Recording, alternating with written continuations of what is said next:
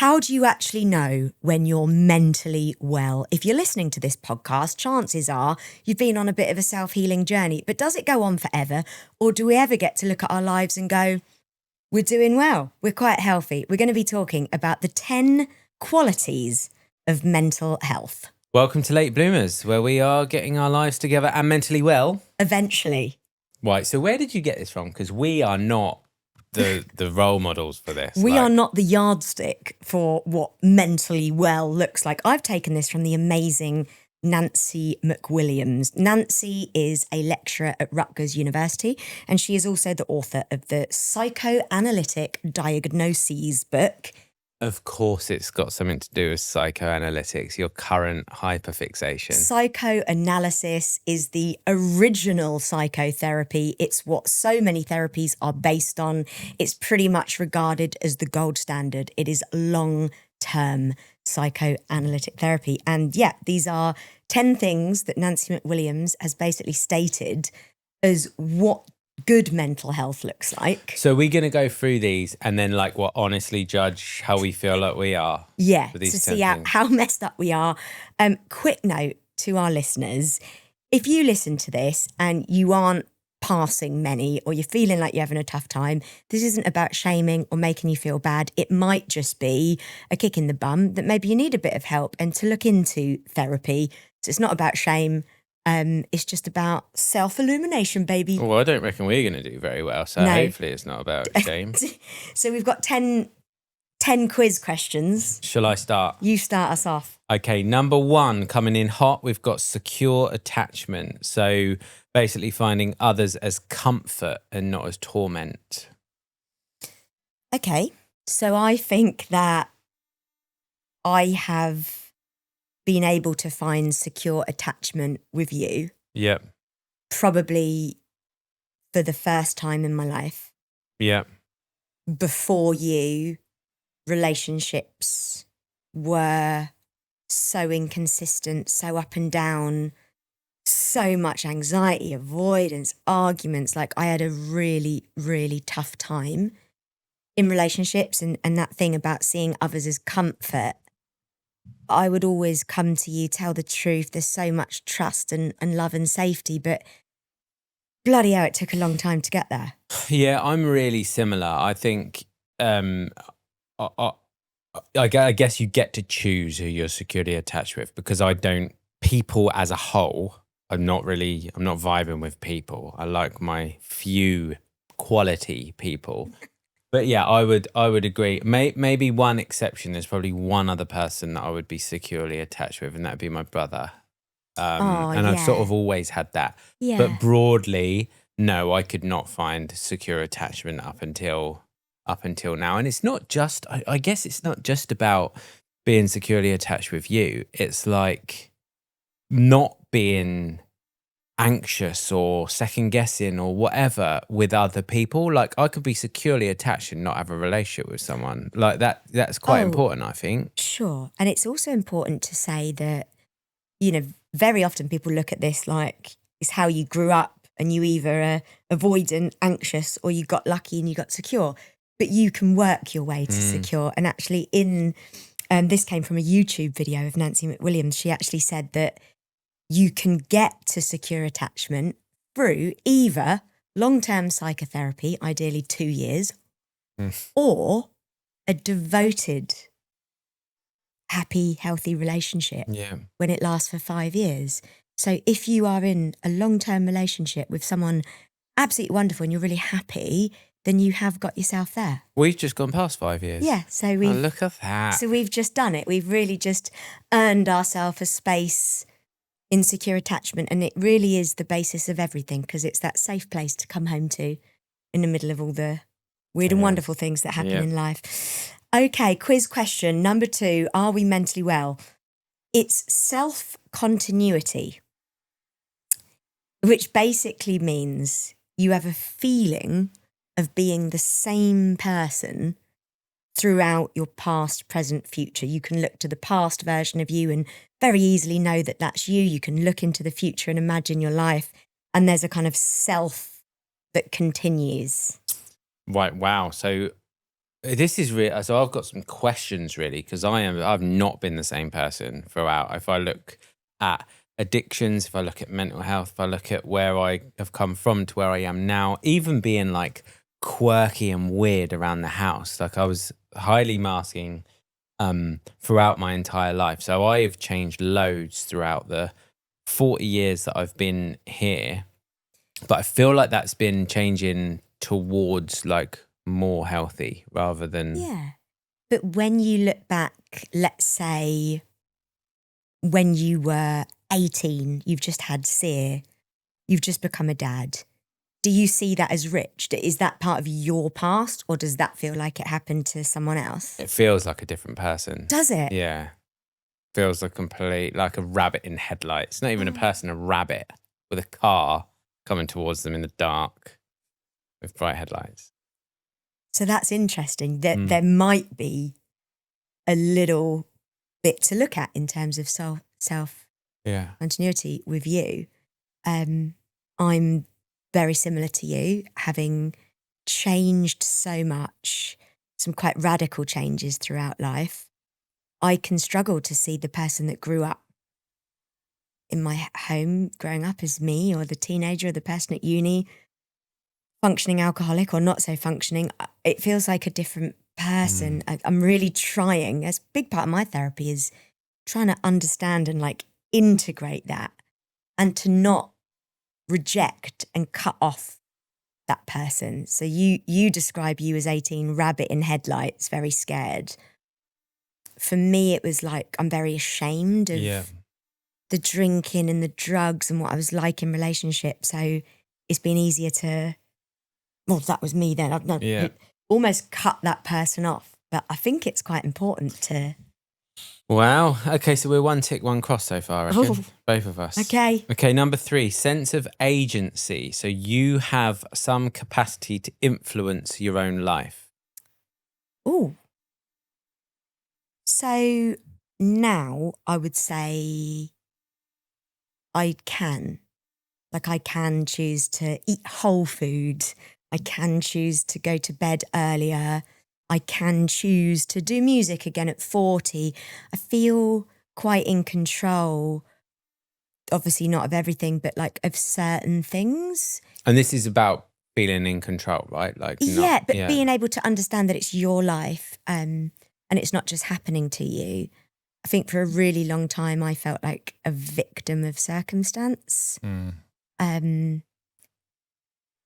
You know, it's difficult because you can't change everything, but the things that are within your power to change, I kind of do feel quite confident, whereas historically life just kind of came at me and I just kind of drank through it, and I never really took accountability. If a relationship broke down, it just wasn't right, or if I got blackout drunk last night, whatever, it was a big celebration. I didn't really have that accountability, so I felt like quite chaotic. Yeah, it's interesting. I'm trying to figure out where I am with this. I don't know where I am with this, because I've never had a victim. It sounds shaming. I don't mean it to be, but I've never had like a victim mindset. Yeah. Even when I maybe should have, like about abuse and stuff like that. I've always been like super independent, super don't need anyone. It's my choice. I'm independent. It was probably too far the other way. I sort of feel like now I'm maybe a bit more. Something came to my mind about that with you. And it might be different now, but it was when, this was a few years ago, when Lily was moving in with her mum and stepdad. And I remember you feeling quite helpless, like, oh, she's moving. Yeah. I'm only going to see her at weekends. I've lost Lily. Oh, quite sad and quite defeated. And I remember seeing you and being like, but we can move. We can go there too. Which we did. But I've seen that pattern in you a couple of times historically, where it almost felt like you were quite helpless in big things happening. Does that I sort of I understand what you're saying. I think though some of that will play out. Moving house 3 hours away feels like a really fucking big deal. A lot of change, quite overwhelming. Whereas you don't really see any barriers. So I understand what you mean, and I completely agree. It felt helpless, but that's probably because I didn't see moving house that far that quickly to be a practical solution. Right. So almost like you didn't have a choice. Yeah. But maybe that is Maybe. agency and control. Like, it wasn't happening to you. We have got options. Yeah. Also, you with work. You used to drive an hour and a half each way to work because that's just where you worked. Yeah. But again, I don't No? no, I don't know if I agree. Like I had bills to pay, I had rent to pay, like I had to. But as in, I guess you could have worked somewhere else, or we could have moved. I don't know. It's Maybe, yeah. just maybe. Don't know. No, I'm Don't not know. sure about that one. Okay. What number was that? That was 3. So I'm on 4. Well done, Yeah. me. Okay, 4. Ooh, this is good. Self-esteem. Having realistic and reliable self-esteem so that you feel good enough, and avoiding going to the extremes of self-loathing or grandiosity. What do you think with you? Yeah, I think it varies. I think I can be tough on myself if I do something wrong. What's an example? Oh God. If I like make a mistake, or do you remember my reaction when I like didn't see the message from the dog groomer? Like I freaked out about it. Yeah. Like because I'd let them and then we were 5 minutes late and you were Yeah. like so anxious. That's interesting. Yeah. That's interesting. Do you generally feel that you're like good enough in your day-to-day? Yeah, I think so. I'm usually Living? quite confident. Yeah. And how do you respond to harsh criticism or loads of praise? Love loads of praise. Do you? Get really defensive with criticism. Usually, like immediately. Anyway. I think that's quite human. Yeah. I think that's quite human, but the ability to kind of tolerate both is Yeah. part of self-esteem. Self-esteem is a tough one for me. I think I probably don't score that high. I think I'm getting a bit better. Yeah. Would you say? I would definitely Yeah. say you are. Yeah. I don't think my self-esteem historically has been realistic or reliable. I think I looked to my music career when I was younger for self-esteem, and I didn't have any in real life. Yeah. So I kind of hated myself. I was in debt. I was a mess. I had chaos relationships. I was desperately trying to make it in music to try and feel like I was worth something, which is a bit sad. I think nowadays that is changing. I completely agree. I think it's changing. I think if there was one thing that you were still, it was maybe a bit linked to your self-esteem, it would be music. Like if you, it's always music you talk about. Like it's never Dubby, which is a business. We built an app. We're helping people. Like it's amazing, but it's not so closely intertwined with who you are as music is. And music has been with me from when I was younger, when I was having a really tough time. So I wonder whether it's still a bit of an old pattern. It says here, avoiding going between self-loathing and grandiosity, and I don't have that in real life with Dubby Definitely not. No. or our videos, this podcast, me and you in real life, training the dog. I feel just like a good enough human, not the best, not the worst, just vibing. In music, I can self-loathe and I can grandiosity. Yeah, I can feel grandiosity if you're on a stage. Of course. But what's really important is you said you put Dubby in real life when you just said it then, and music not. Which is, yeah. But you are getting loads better. I think nowhere near as when we were first together. Like it was really closely linked to your worth. Yeah, but also I was really weird. Like I'd never play you my songs and be really anxious and weird. So I guess, self-esteem it's about finding it in the day to day, isn't it? It isn't built on those like when you're on stage. when you're on Yeah, of stage or course. doing something well at work. It's really just built at home, feeling like you are okay, Yeah. rocking and rolling throughout your day in all your glory and weirdness. Yeah. Okay, number 5, resilience. So experience, tolerate, regulate difficult stuff and keep going. So being less What, reactive. like difficult emotions, difficult situations? Yeah, and situations and emotions, I suppose. Am I going first? Yeah. Again, I don't think I'm going to score that highly, and that's okay. Why do you think that? Because small things can knock me out. Right.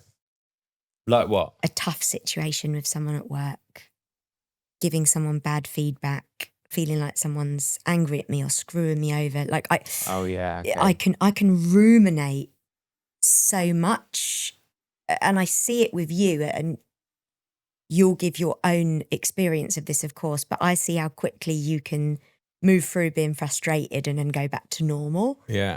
I can get trapped in rumination. So I'm not necessarily great when there's interpersonal things, but then I think I do have resilience. You know, you're my 11th relationship. I kept going back, believing I'd find love, stopping drinking, Yeah. being in therapy for 4 years, going up against that the whole time, trying music again at 40. Like, there's resilient parts of my character. Like, I will try again and again after failure, but yet little interpersonal things can knock me for 6. Yeah, I think your determination sometimes will override your resilience, potentially. You're more resilient, stroke determined in a professional setting or when you've got something to prove.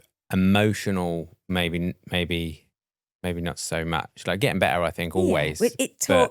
She talks about, you know, being in that window of tolerance. So you're not numbing out, feeling depressed, and you're not super high anxiety, shouting. It's just being able to be in that middle ground. And I'm working on it. So what about you with resilience? Yeah, I think I am quite resilient, I think, for this one. Don't usually let things stew in my mind. I think what really helps me though with that is, you know, let's for example, let's assume that I'm autistic. It just comes out. Yeah. So like how I'm feeling, what I want to say, I think releasing it verbally and dealing with it or saying it, I find not always easy at the time, but it's a huge sense of relief. You're very direct, which is absolutely a part of resilience, because to deal with an issue, you speak it out loud. You deal with it face to face. You have that confidence. Yeah. Whereas I sometimes don't. So it's amazing to also see like where you've got The skills good things and about the being good direct. things. Yeah. 100%. What number was that? That was 5, so you're number 6 now. Thanks. My memory isn't very good. That's okay. I've got other good skills. Oh, number 6. The ability to self-reflect and also reflect about others. Understanding your own and other people's minds and reactions so you can find compassion and actually grow. Okay, so I think that I'm quite a good self-reflector, but I hold grudges externally. Okay, so let's do the good bit. Why do you feel you're good at self-reflection? I think I really, and it's not even I think I'm good at it. It's a necessity for me. I need to understand if something's gone wrong or I've had an argument, I'll really think about what it was, everything, all the details. And then if I've done wrong, I've got no issue or problem with saying sorry and holding my hands up and holding myself accountable. So good at that. And you're also able to sort of say, this is what happened. Oh, this is why I felt a bit agitated. This happened, and explain it. You've got a really good handle with that. So other people. Yeah, no chance. Like it's a bad trait. I don't know. Maybe it's because I'm a Scorpio. It's a trait. It's a trait. So in terms of understanding why other people do things and finding compassion, hold on, you have that with me in bucket loads. Yeah, but I think your intent is always good. You'll mess up. And don't get me wrong, I don't hold people to like an unreasonable set of standards. But if I feel like they have lied to me, been dishonest, whatever, through sort of self-gain, that'd be it. I'll never speak to you again. I don't care what was going on for you. I don't know, is that unhealthy? But I guess the thing is about reflection. Would you reflect and kind of think, I wonder what was going on in their day or in their life or what their parents were like? Okay, so it depends. So most people aren't very good at holding themselves to account. So they'll be defensive and they'll lie. So if I've caught someone and they fess up and go, mate, I've messed up, I'm sorry, I can move through that. If they start making excuses and blah, blah, blah, blah, blah, I'm like, no, I'm done with you as a character. I'm not interested. So maybe a tiny bit of work to do. Yeah. Self-reflect in others. Who knows? Me, feel like I've scored so highly on self-reflection that I've dragged myself into the negative. Like I've gone full circle. I self-reflect so much. I almost feel it's to my own detriment. Especially if there's any form of maybe people pleaser that comes in as well. Like you'll sacrifice yourself a bit. Like you'll self-reflect to the point where you'll be looking for something that you've done wrong rather than... Yeah, so I've definitely got the self-reflection part. You're always growing. You're like always. Like the knowledge that you've got about your mental health is really high. I understand why I get upset, why I get triggered, why certain things will be hurtful to me or inspiring to me. But yeah, I'm kind of trying on working on like living a little bit more in the real world, a little bit less self-reflecting and a little bit just being in the vibe. Self-reflection of others, again, I feel like I've taken these both too far. I have historically always looked into the reasons behind someone's negative behaviour and given almost like an excuse card. Well, you went through this when you were younger or did this, so therefore I'll let you treat me that way. I feel like it can kind of go a little bit too far. Like you need to be able to self-reflect and reflect on others, but also self-protect from others too. So a little bit of work for me there on number 6. Number 7, balance selfish and selfless. Being able to self-advocate and knowing when to put others first. Historically, bad. Yeah. I would have put others way ahead of me in like day-to-day life, like fawning, do anything, people please. Again, not showing up authentic in relationship. I almost hate just saying I was a people pleaser because I also upset a load of people with those behaviours in the end. Yeah. Because if you put others ahead of yourself the whole time, you'll build up resentment and eventually leave in a blaze of glory. And that's kind of the rubbish bit. I think over the last few years, some of my work has been advocating for myself and having a voice. Definitely. Having a strong opinion. In fact, I'm a strong opinionated person. And like having the confidence to have that and maybe going too far with that and then being like, hold on. Yeah. I think one of the strange things about getting more mentally healthy is it isn't neat, it isn't linear. Like you're trying stuff out. And in my quest through therapy to be a bit more assertive, I've probably been a right prick at times to people in the last year. Stuff's come out a bit wonky, but I'm trying to find that middle ground. I think you're massively better with the important big stuff. What I have on my mind about putting others first, though, is like it is that you can see threads of you sacrificing yourself to put others first. Let's use an example of trying to get through a door when there's people coming the other way. You could argue that's polite, blah, blah, blah, blah. But you personally, I reckon you could be there a year waiting for everyone else to walk through that door before you go the other way. I let everyone off the train before me. I let everyone on the bus hold the door open, thank every car. That's like deep in my bones. Yeah. It just is that I come last. Yeah. And there's, I feel good about coming last. And that's something I am talking about in my weekly appointments, but I think, by the way. and that's interesting because the big important stuff that you're doing so well with obviously takes a lot of over thinking about it and decision making, whereas stuff like that is just autopilot. In you. Yeah. Yeah. What about you? How do you think you balance your needs versus the needs of others? I am fairly selfish, I think. And unless you're like in my inner circle and then I'll do whatever is needed. I don't think naturally I'm a selfless person. It sounds brutal, but I'm not. I am with you and Sia and Lily, but I'm not. I don't. And Rocket, what you like getting up and doing is training, and you know when to put a kid's needs or Rocket's needs ahead of your own. I think you can be quite healthy putting yourself. Who else are you meant to put first in your own life? Yeah, but it's like no one other than that. Like it's nobody. Yeah, like I could do a bit like even the way I speak to people I work with and stuff. I would never be described at work as a lovely guy. Not to anyone that actually like. I don't know. I think you might be doing yourself down. Maybe. Remind me of the numbers. 8. Okay. 8. Just look at the last one you read, and then it's the next one. I can't remember it, baby. It's gone straight Wow. out. Like not even reading. Okay. Cool. Vitality. Right. A sense of zest, an aliveness for life, feeling energized and purposeful. This one sounds rubbish. The others have sounded great. Vitality? Yeah, but isn't that just dependent? Like, I've hardly had any sleep last night. I am not full of zest.